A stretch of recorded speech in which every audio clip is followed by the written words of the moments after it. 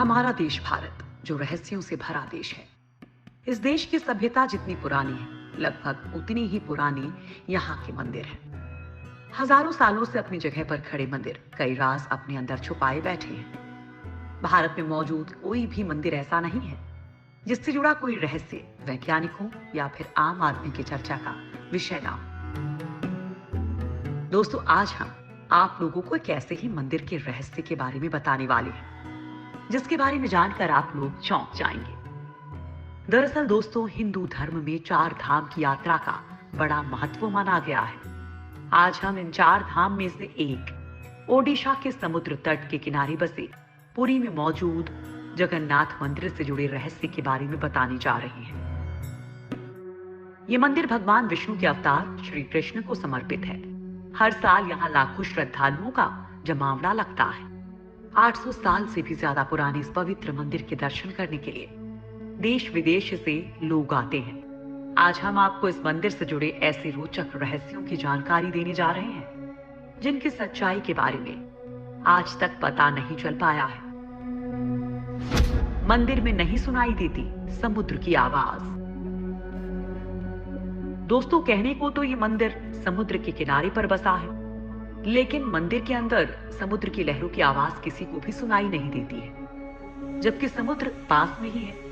लेकिन आप जैसे ही मंदिर से एक कदम बाहर निकलेंगे, वैसे ही समुद्र के लहरों की आवाज आपको सुनाई देने लगती है। वाकई ये किसी आश्चर्य से कम नहीं है। दोस्तों, इस पवित्र मंदिर की हर जगह किसी ना किसी रहस्य से जुड़ी हुई है। मंदिर में कभी नहीं होती प्रसाद की कमी। मंदिर में प्रतिदिन चाहे कितने ही श्रद्धालु दर्शन के लिए आए, मगर प्रसाद की मात्रा कभी घटती नहीं है। हर समय पूरे साल के लिए भंडार भरा रहता है। ऐसी मान्यता है कि भगवान जगन्नाथ के प्रताप से यहाँ हजारों लोगों से लेकर लाख लोगों तक को प्रतिदिन भरपेट भोजन खिलाया जा सकता है, चाहे श्रद्धालुओं की संख्या में कितनी भी बढ़ोतरी क्यों ना हो जाए। मंदिर के अंदर पकाया जाने वाला प्रसाद कभी कम नहीं होता है। दोस्तों, इसके पीछे भी एक रहस्य है। दरअसल इस मंदिर की रसोई भी सबको हैरान कर देती है। दरअसल यहाँ भक्तों के लिए प्रसाद पकाने के लिए 7 बर्तन एक दूसरे के ऊपर रखे जाते हैं। लेकिन हैरानी की बात यह है कि सबसे ऊपर रखे बर्तन में ही प्रसाद सबसे पहले पकता है। फिर नीचे की तरफ एक के बाद एक बर्तन में रखा प्रसाद पकता जाता है। इसके अलावा यह भी कहा जाता है कि यहाँ हर दिन बनने वाला प्रसाद भक्तों के बीच कभी कम नहीं पड़ता। चाहे 10-20 हजार लोग आए या लाखों लोग, सबको प्रसाद जरूर मिलता है। यहाँ की विशाल रसोई में भगवान जगन्नाथ को चढ़ने वाले महाप्रसाद को बनाने के लिए 500 रसोइये लगे रहते हैं, जिनके लिए अलग से 300 सहयोगी काम करते हैं। यानी कि करीब 800 लोग मिलकर महाप्रसाद तैयार करते हैं।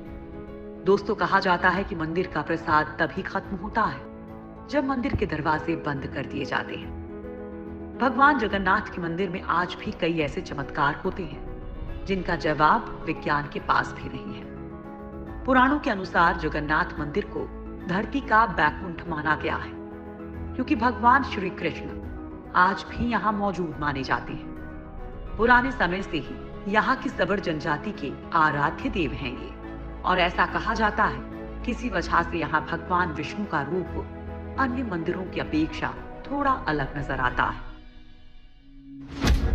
रोज बदल जाता है मंदिर के शिखर का झंडा। हवा की उल्टी दिशा में उड़ता है मंदिर का झंडा। जगन्नाथ मंदिर का सबसे बड़ा रहस्य ये है कि इसके शिखर पर मौजूद झंडा हमेशा हवा की विपरीत दिशा में लहराता है। वैसे आमतौर पर दिन के समय हवा समुद्र से धरती की तरफ चलती है और शाम को धरती से समुद्र की तरफ।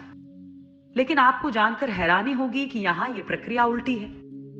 अब ऐसा क्यों है, ये रहस्य आज तक कोई नहीं जान पाया है। भारत में किसी भी मंदिर का ध्वज हर दिन नहीं बदला जाता है, लेकिन जगन्नाथ जी का मंदिर ही एकमात्र मंदिर है जिसका ध्वज हर दिन बदला जाता है।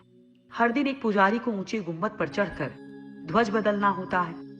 जगन्नाथ मंदिर की ऐसी मान्यता है कि अगर एक दिन भी ध्वज नहीं बदला गया तो मंदिर 18 सालों के लिए बंद हो जाएगा।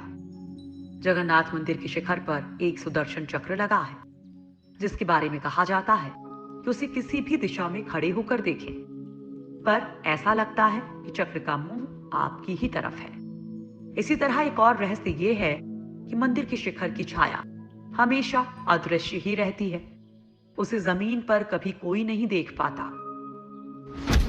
जगन्नाथ मंदिर के खजाने का रहस्य। क्या मंदिर के नीचे दबा है कोई खजाना? ऐसा माना जाता है कि मंदिर की जितनी ऊंचाई है, ये उतना ही गहरा भी है। मंदिर का खजाना, जिनमें रुपए पैसे ही नहीं, रत्न और जवाहरात भरे हुए हैं। ओडिशा हाईकोर्ट के आदेश के बाद रत्न भंडार कक्ष में 2018 को कड़ी सुरक्षा के बीच 16 सदस्यों वाली एक टीम में 34 साल के बाद यहां जांच के लिए आई थी। इस घटना के करीब 2 महीने बाद मंदिर के खजाने की चाबी के गायब होने की बात सामने आई थी, जो अब तक नहीं मिली है। खजाना देखकर लौटी टीम ने रत्न भंडार के रक्षक लोकनाथ की मूर्ति के पास शपथ ली थी कि वे रत्न भंडार से जुड़ी कोई भी बात किसी को नहीं बताएंगे। उनका काम सिर्फ ढांचे की मजबूती और सुरक्षा का मुआयना करना था। इस दौरान उन्हें खजाने वाले संदूक और रत्नों को छूने की इजाजत नहीं थी। भगवान जगन्नाथ के खजाने की विशालता को लेकर इसलिए भी अटकलें लगाई जा रही हैं, क्योंकि इससे पहले 2011 में जगन्नाथपुरी के पास ही एमआर मठ से एक मजदूर एक चांदी का ईंट चुरा कर ले गया था, और इसके बाद एक ऐसा रहस्य उजागर हुआ जिसे देखकर प्रशासन की आंखें भी चौंधी आ गई थी। जांच में जब इस मठ के एक कमरे को खोला गया तो उसमें से 100 करोड़ से अधिक कीमत की चांदी की ईंटें मिली थी, और इसी वजह से अंदाजा लगाया जा रहा है कि मंदिर में खजाने का भंडार है। 7वीं सदी में हुआ था मंदिर का निर्माण। 3 बार टूट चुका है जगन्नाथ मंदिर। 1174 ईस्वी में अनंग भीमदेव ने दोबारा बनवाया था मंदिर। दरअसल ये पूरा मंदिर ही रहस्यों से घिरा हुआ है। इसके बनने के पीछे भी एक रहस्य जुड़ा हुआ है। कहा जाता है कि राजा इंद्रद्युम्न मालवा का राजा था। राजा इंद्रद्युम्न को सपने में जगन्नाथ के दर्शन हुए थे। सपने में ही भगवान विष्णु ने उनसे कहा था कि नीलांचल पर्वत की एक गुफा में मेरी एक मूर्ति है, उसे नील माधव कहते हैं। तुम एक मंदिर बनवाकर उसमें मेरी ये मूर्ति स्थापित करवा दो। राजा ने अपने सेवकों को नीलांचल पर्वत की खोज में भेजा, लेकिन नील माधव की पूजा सबर कबीले के लोग करते थे। राजा के सेवक ने वहां से मूर्ति चुरा ली थी और राजा को लाकर दे दी थी। लेकिन मूर्ति की चोरी होने से भगवान नील माधव बहुत दुखी थे, इसलिए वो वापस उसी गुफा में चले गए। लेकिन राजा से वादा करके गए कि वो एक दिन उनके पास जरूर लौटेंगे, बशर्ते कि वो एक दिन उनके लिए विशाल मंदिर बनवा दे। राजा ने मंदिर बनवा दिया और भगवान विष्णु से मंदिर में विराजमान होने के लिए कहा। तब भगवान ने कहा कि तुम मेरी मूर्ति बनाने के लिए समुद्र में तैर रहा पेड़ का बड़ा टुकड़ा उठाकर लाओ, जो द्वारिका से समुद्र में तैरकर पुरी आ रहा है। राजा के सेवकों ने उस पेड़ के टुकड़े को तो ढूंढ लिया, लेकिन सब लोग मिलकर भी उस पेड़ को नहीं उठा पाए। तब राजा को समझ आ गया कि नील माधव के अन्य भक्त सबर कबीले के मुखिया विश्वर वसु की ही सहायता लेनी पड़ेगी। सब उस वक्त हैरान रह गए जब विश्व वसु भारी भरकम लकड़ी को उठाकर मंदिर तक ले आए। अब बारी थी लकड़ी से भगवान की मूर्ति गढ़ने की। राजा के कारीगरों ने लाखों कोशिश कर ली, लेकिन कोई भी लकड़ी में एक छेनी तक नहीं लगा सका। तब तीनों लोग के कुशल कारीगर भगवान विश्वकर्मा एक बूढ़े व्यक्ति का रूप धारण करके आए। उन्होंने राजा को कहा कि वे नील माधव की मूर्ति बना सकते हैं, लेकिन साथ ही उन्होंने अपनी शर्त भी रखी कि वे 21 दिन में मूर्ति बनाएंगे और अकेले में बनाएंगे। उनकी शर्त मान ली गई, लेकिन एक दिन राजा इंद्रद्युम्न की रानी खुद को रोक नहीं पाई, और रानी के कहने पर राजा ने कमरे का दरवाजा खोलने का आदेश दिया। जैसे ही कमरा खोला गया तो बूढ़ा व्यक्ति गायब था और उसमें 3 अधूरी मूर्तियां पड़ी मिली।